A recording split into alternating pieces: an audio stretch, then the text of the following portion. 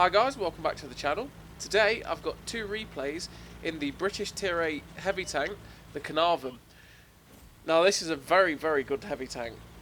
It's pretty strong generally because it's quite mobile for a heavy, and it's also got an amazing turret. Now I wasn't a fan of it back in the day when it had the Caernarvon Action 10 turret because I never felt it had much give. So you'd end up being hulled down and people would still laugh at your turret anyway. Whereas this Caernarvon now, with this turret, is just absolutely godly. When you get hulled down, most people won't pen you. You're probably looking at very high pen tier 10 guns that will hit you and pen you. And that's really good. Like, when it goes down to the fact that only really high pen guns, it's mostly probably the Prem of those tanks that will pen you. That's fantastic to have on a tier 8 heavy. It means you've got one absolutely solid strength, right? And that means just get hull down and have a laugh. And to add to that, when they changed this a long time ago as well, they gave it this 32-pounder gun that is on the AT-15. It's one of the guns that's on the AT-15, and they basically gave it this gun now instead of the 20-pounder. So if you never played the Caernarvon and you wondered what it was like before it got these buffs, all you have to do is go play the Paladin Caernarvon Action 10 and the Eradicator. Although the Eradicator has this 32-pounder gun in an autoloader fashion. Yeah, the Paladin has the 20-pounder gun, right, and the Caernarvon Action 10 turret, which means it's not a great hull down, but it's got an absolutely blistering rate of fire. But that's not to say this doesn't have a blistering rate of fire, because as you're seeing, like, this tank fires so quickly. It's got fantastic DPM. It hits for 280, which is lovely, and it's pretty accurate as well. The only thing that lets it down a little bit is the shell velocity. It's got decent pen as well, so it's a very nice tank to play, and you can work people over so fast. So we're going after this 257 now, and he's fired once, right, and we are just ripping into him. We've managed to fire like, what, 3 times for every one he's fired? It's pretty solid. So this game at the minute isn't going too well. Well, we've lost the heavy tank alley, which is somewhere I wouldn't go in my Caernarvon, because, especially with it being tier 9, because it doesn't have the best hull armour. It can side scrape, but it does get penned sometimes, just weirdly, because it's got like little. It's like the standard Conqueror is, where it's got little bits that stick out on the armour model that are basically just pennable for most tanks. So it does struggle, but it can side scrape, but sometimes it will just get penned, and it's a frustrating thing to have. So I don't go that way. I went to the flank where I could get hull down, use my turret armour, and just basically use the strength of the gun. Now we retracked that Conqueror. I have no idea how I didn't pen and track that Conqueror then. That was really annoying, because that might cost us in a bit. But you see how fast we're working people over. Like, 6.46 second reload for the 280 Alpha is fantastic.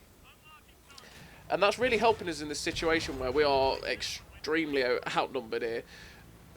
This is not looking good in the slightest, this game, because we lost the heavy tank flank, and we basically won the 9-0, but not many of their team went to the 9-0, and probably half of our team, well, not half the time, probably 4 or 5 tanks of our team did go to the heavy tank flank and got completely and utterly destroyed. So they got outnumbered, outkilled, which means we were outnumbered from the start. They've actually got a flank that's good because it can get hull down as well. And unfortunately, we get shut down by the 5120. We've tried our best there. We've got 1,300 assistance, 4.6, nearly 4.7k damage. And unfortunately, their team carried out for the victory.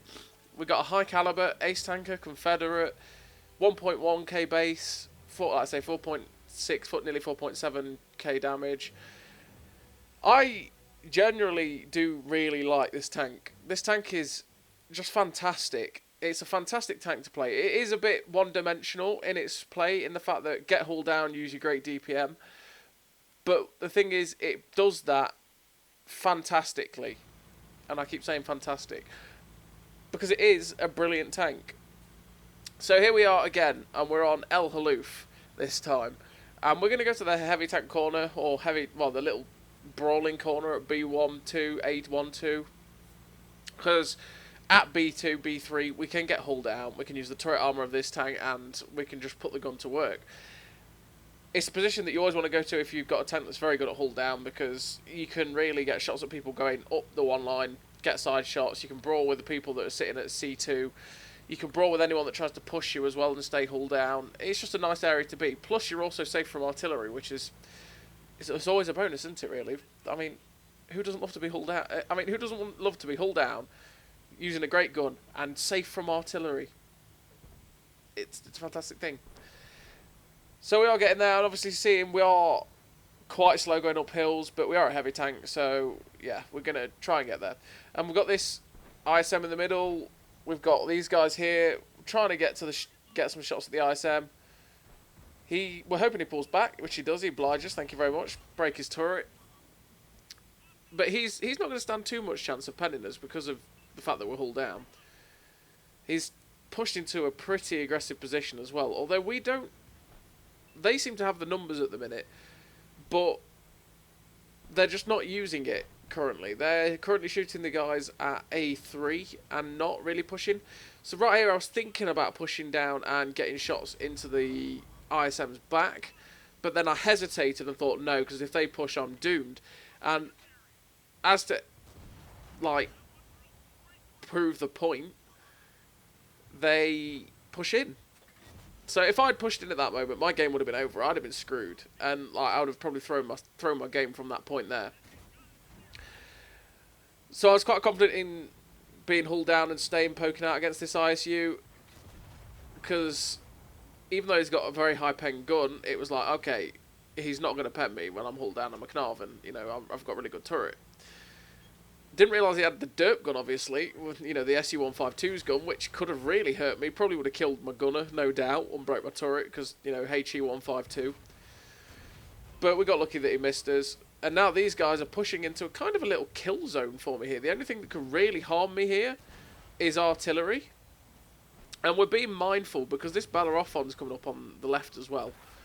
We unfortunately bounce on him as he goes down, but he's going to be a bit of a pain in the ass being there. Now this ISM is using the Freedom a little bit as cover, which, yeah. But look at that, we tried to snap the shot into the Bellerophon. Unfortunately, it only goes into his tracks. And we're going after the ISM now. Obviously, we were in the great spot, right? We're in a perfect place because we were hull down, he couldn't pen me, but we needed to get rid of him. We needed to get the gun out of the game, so we did. Now, I know I can take the hit or two from this Bellerophon. It's got a fantastic rate of fire, just like me. And I'm thinking, you know what? It'll be fine. Aim your shots, everybody. Aim your shots. Auto-aimed and fired on him. Obviously, it ricocheted, because the Bellerophon, the Centurion Mark 5 one, does have good armour. It has a good upper plate. And you've really got to aim if you want to pen it. But I just auto-aimed and fired, because it's like, oh, it's only a Centurion, I'll be fine. And we bounced, but we managed to ram him and kill him, so that was alright. Now we're hull down against these guys over here, and we got back to this. Now this is a dangerous place to be for me, because that equaliser is behind me, and he does have the barrage gun, so he's got chances of hitting me. But I need to get rid of these guys quickly before that equaliser decides to unload on me. And I'm still hull down against this guy. We get lucky that we roll for 296 when our alpha's 280. We do get hit by the equaliser, but only for 100. Now this stockade's coming in. I'm like, okay, I've got to charge him. Got to charge him so I can get my turret into him, because he's not going to press the gun to pen me. But he's actually firing HE, which could have been bad, because he could have killed me then, because he fired 2. But we get lucky, and we managed to finish him off before he gets the third shot out. And now it's like, though I walk through the valley of the shadow of death, I fear no arty.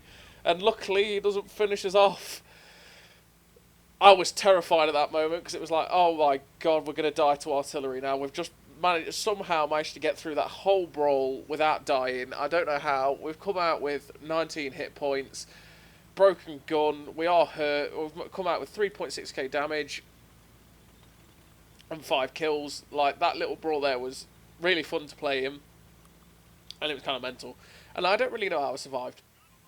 Like I say, I thought artillery was going to finish me off, which Would have been a disappointment, but yeah, that's what artillery does, right? So we're getting spotted. There's this hill and Hun behind, so I'm pulling forward, and it's kind of like, okay, you know, I'm going to pop a shot at this equaliser. Unfortunately, he dies before that, but it's quite lucky I didn't, because this hill and Hun really is charging round. He's doing the not so smart play, and we finish him off. I don't think he was expecting me to be turned around and waiting for him, because I was unspotted, but at the same time, he probably, when he got unspotted, should have duped around and gone for the C2 route, but he didn't. So that SU tries to blind fire me, luckily misses, and we are now stuck with a broken gun problem. So we're going to try and shut down this SU-152, but as you'll see, broken guns are a problem. They're capping now as well, which means that's the 244 in the cap. Which means we will, once this guy dies, have to traverse back to the cap. We've probably got enough time, which is why I'm risking it. And thank God we finally hit him with that broken gun. Good lord. Having a broken gun is not fun. It's like having a dead gunner. Shots whiff and miss people. Like, you're sitting there going, really? Please, just finish him off. Please. But yeah.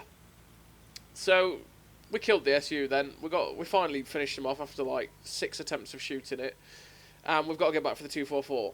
Now, I am pretty confident I will get back, because I mean we've got 50 seconds. I think I can make it back in that time, but it's going to be a close shave. And I have a broken gun, which also concerns me, because, well, as you've just seen with the SU-152, like, he just misses shots. Like, you really need to actually get lucky that the RNG will favour you and the gun will hit you. But at the same time, also, I've got a light tank friend, and the light tank friend is reaching it. We try and pop a shot towards where, if you see we've got the bar lined up with where the 244 would have been, we tried to pop a shot and get a lucky RNG shot, but fortunately or unfortunately, it didn't go anywhere near. It went to the moon. But we've only got APCR left, which means if we hit this guy, we are going to pen it. And the light tank's got him bagged, you know, so it's fine. Like, I'm pretty confident he's not going to cap. So there's enough time for me to reach it over there. And we're just going to make our way over there. He's still healthy, and I am looking at it going, this could be the chance for the 8th kill for the Radley Walters. So I really want this guy. So I'm really hoping that he doesn't get clipped out by this Tiger Shark. Because the Tiger Shark could quite easily clip him. I think he could take a hit. I think he had enough hit points to take a hit. But I'm also being a bit wary of the fact that if that 244 decides to turn for me, he could quite easily pen and kill me, because I've only got 19 hit points. So it's a risk. But he's charging the Tiger Shark on this side, which is good. We're going to pop a shot. We track him. Unfortunately, didn't pen him. But we're going to take the risk. We know we can reload. We fire. Luckily, artillery slaps him just as I pull the trigger, which means that we can finish him off and get that 8th kill in the Caernarvon. So that was a great game for this fantastic tank. And we finished with a high caliber, ace tanker, Radley Walters, Devastator, Top Gun, 1,400 assistance, 8 kills, and it just shows what this tank can do. This tank with its fantastic its decent upper plate, its fantastic turret armor, and you get yourself hulled down, and you can work over your opponents with that great DPM and pretty good accuracy, as long as your gun isn't broken. It just shows what the tank can do. It's fantastic. It's a great tank. It's well worth going. Obviously, the British Heavies, as general, if you can slog past the Churchill 1, 7, Black Prince, the Caernarvon, the Conqueror, the Chieftain, the Super Conqueror, are all fantastic tanks and well worth getting. So, as always, everybody, thank you very much for watching, and I'll see you next time.